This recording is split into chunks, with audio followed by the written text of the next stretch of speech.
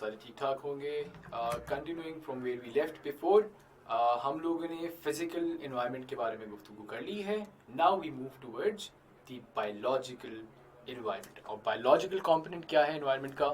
It comprises of all living things. Physical component comprises of all non-living things. Biological component comprises of all living things. इसका हमने नाम क्या दिया था? हमने इसको नाम दिया था, जो इसका एक और जार्गन यूज होता है, बायोटिक फैक्टर्स। ठीक है, सो ऑल लिविंग थिंग्स, ठीक है, they basically comprise the biological component of the environment. क्या होता है, इनकी इंपॉर्टेंस क्या है? That they interact with the abiotic component and they formulate different ecosystems. So ये जो environment के medium के ऊपर जो socialization है of the biotic factors and the abiotic factors, ठीक है, this gives rise to an ecosystem. Ecosystem क्या है? एक different social setting for in accordance with the different parts of physical environment and biological environment present in a particular region. ठीक है, मिसाल लेके दे दी जाए तो पॉन्ड इकोसिस्टम रहता है। पॉन्ड के अंदर रहते हुए जो वहाँ की लाइफ है उसकी फिजिकल एनवायरनमेंट के साथ जो इंटरेक्शन है और उसकी जो utilization, that is completely different. In the same manner forest के अंदर बिल्कुल डिफरेंट है, डेजर्ट्स के अंदर बिल्कुल डिफरेंट है। That is why they are known as different ecosystems, desert ecosystem, marine ecosystem और so on and so forth. इस तरह से आप बाकी चीज़ों के ऊपर भी अप्लाई हम कर सकते हैं। सो अगर बात करें इनके बारे में, so there are 3 categories that are present in every ecosystem. ठीक है, वो 3 कैटेगरीज क्या है? सबसे पहली और सबसे बेसिक कैटेगरी आ जाती है ऑफ प्रोड्यूसर्स। प्रोड्यूसर्स कौन होते हैं? जो कि उस इकोसिस्टम में रहते हुए रिसोर्सेज को प्रोड्यूस कर रहे होते हैं, रिसोर्सेज को या ऐसी चीजें जो कि कोई कंज्यूम कर सके, उसको कहते हैं हम प्रोड्यूसर। जनरली क्या होता है? जनरली देखने को मिलता है कि they are green plants and they produce various organic substances such as carbohydrates and proteins. एक बड़ी ऑब्वियस सी बात है। तो ग्रीन प्लांट जनरली आपके प्रोड्यूसर्स की कैटेगरी में आ जाते हैं। जहाँ पे आपके प्रोड्यूसर्स मौजूद हैं वहीं पे आपके कंज्यूमर्स भी मौजूद हैं। कंज्यूमर्स क्या है? कंज्यूमर्स वो बीइंग्स हैं जो कि प्रोड्यूसर्स के प्रोड्यूस को यूटिलाइज करते हैं। ठीक है, किसी भी तरीके से यूटिलाइज कर सकते हैं, खा सकते हैं या उसको यूज करके कोई और चीज बना सकते हैं। ठीक है, so they are the consumers. Lastly, very importantly, there is a third category of decomposers.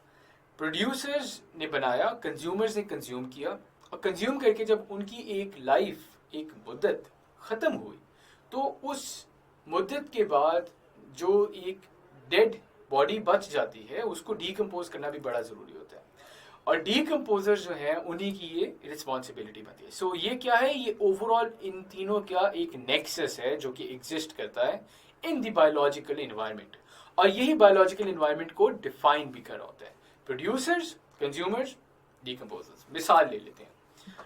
मिसाल के तौर पे लेट्स से आपके प्रोड्यूसर्स थे, हम कंज्यूमर्स की मिसाल लेते हैं ह्यूमंस की।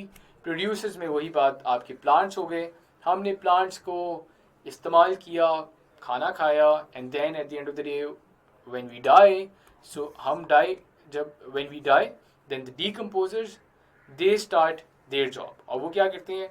हमारी डेड बॉडी को वो डीकम्पोज करते हैं and they return all the nutrients, all the resources that we have used on ourselves back to the environment for the producers to utilize and produce for the next consumers. समझ रहे हैं? So all in all this is a whole cycle that is going on.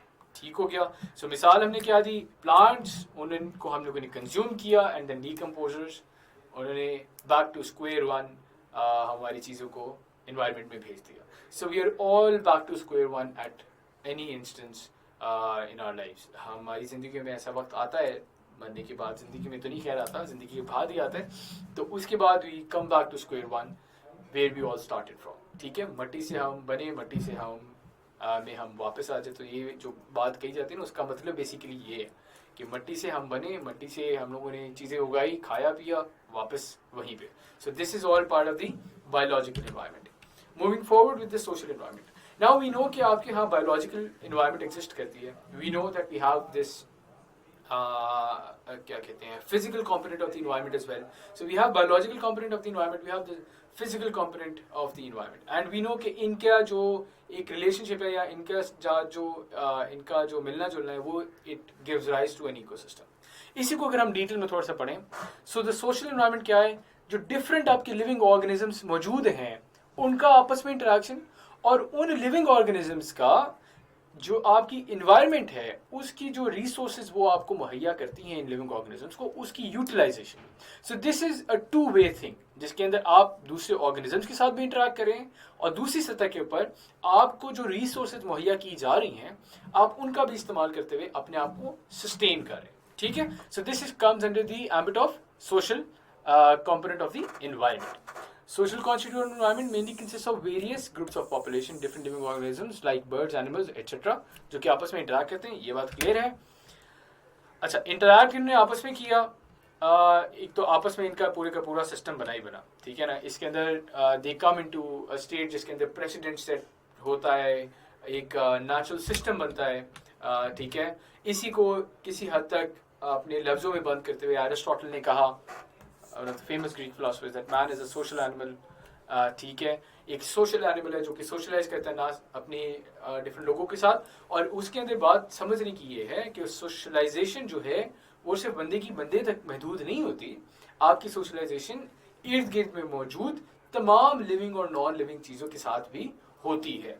तो living चीज़ों के साथ जो होती है उसके अंदर आपकी जो सबकत है जानवरों के ऊपर वो किस तरह से है, वो आपके इंटरेक्शन के थ्रू है. ठीक है. इन द सेम मैनर आपका जो अपने इर्द गिर्द वाले लोगों के ऊपर जो आपका एक सिस्टम बनता है, जो आपके कंपैट्रिएट्स होते हैं या overall global citizens of the world हैं, उनके साथ जो आपका एक सिस्टम बनता है वो किस तरह से बनता है, through laws, policies, proper functioning of the society.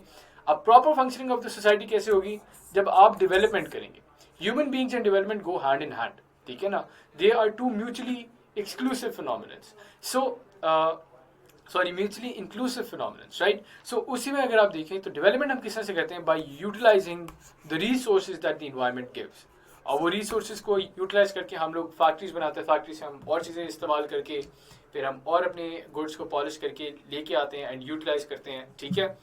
And इसी के साथ साथ एक और बात, ये यूटिलाइजेशन जो है this is not only specific to human beings. ठीक है. ये यूटिलाइजेशन सिर्फ ह्यूमन बींग्स ही कर रहे होते हैं, तमाम तर जो हयात है वो यूटिलाइज कर रही होती है. All living creatures build their own houses, prepare food and release waste materials to the environment. So ये जो पूरे का पूरा सिस्टम है that is known as the social component of the environment. सारे लिविंग ऑर्गेनिजम्स अपना अपना एक घर बनाते हैं. ये तो हम लोगों ने बनाया है. शेर का अपना घर है, रैबिट का अपना एक होल होता है, बिल्ली का अपना एक नेचुरल एनवायरनमेंट के अंदर घर होता है. सही है. सो ये तमाम चीज़ें आ जाती हैं इसके एम्बिट के अंदर. सो कहने का मकसद कि social environment applies the social component environment like the biological physical component applies to everything that is part of the environment. ठीक है. हम इन्वायरमेंट में रहते हुए दूसरी जो बायोलॉजिकल और फिजिकल चीज़ें हैं उनके साथ किस तरह से इंटरेक्ट करते हैं, that comes under the ambit of social environment. So ladies and gentleman, आपके सामने मैंने रखा constituents of the environment. Environment को पिछली वीडियो के अंदर एक ओवरव्यू दे चुका हुआ था. उसका फिर फिजिकल जो ओवरव्यू था, फिजिकल कॉन्स्टिट्यूएंट, उसको हम लोगों ने लास्ट वीडियो में डिस्कस किया. इस वीडियो के अंदर we have discussed about the biological and the social component of environment. So ये तो हमारे कॉन्स्टिट्यूएंट्स डिस्कस हो गए.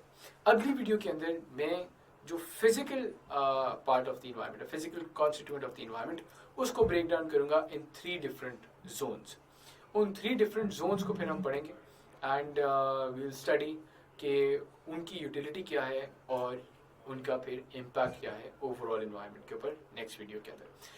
Until then take care of yourself. और जो अभी तक बातें पढ़ी हैं, जो चीज़ें समझी हैं, जो पढ़ी हैं, उनके ऊपर पिछली वीडियो की तरह मैं फिर एम्फसाइज कर रहा हूँ, अपनी एग्जाम्पल्स लाजिमन ढूंढिए. It is going to help you a lot. Mark my words. ठीक है जी. Until